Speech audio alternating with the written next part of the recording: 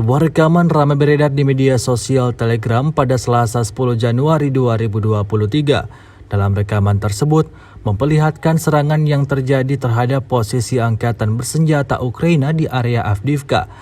Prajurit Ukraina dalam kegelapan memutuskan untuk melakukan serangan balik sambil membuat kesalahan. Di area hutan sebelum bergerak maju, 5 peralatan dan personel terkumpul. Kelompok pengintaian Rusia mendeteksi gerakan ini dan mengirimkan koordinat artileri roket. Hasilnya logis, hampir semuanya lenyap seperti yang tampak dalam rekaman. Sejauh ini selama invasi berlangsung, Rusia secara total melaporkan 367 pesawat Ukraina, 200 helikopter dan 2.856 kendaraan udara tak berawak, serta sistem rudal anti pesawat dieliminir oleh pasukan Vladimir Putin.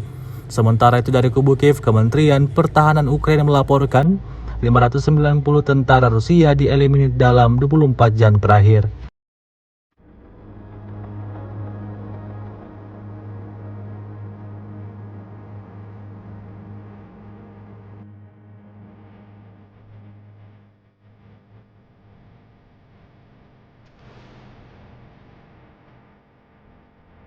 Диверсионно-разведывательных групп вооруженных сил Украины. Оперативно-тактическая армейская авиация, ракетных войск и артиллерии, вооруженные склады ракетно-артиллерийского вооружения и боеприпасов, 95-й десантно-штурмовой и 60-й механизированных бригад вооруженных сил Украины в районах населенных пунктов Красный Лиман и Константиновка Донецкой области, а также 84 артиллерийских подразделения на огневых позициях, живая сила и военная техника в 117 районах.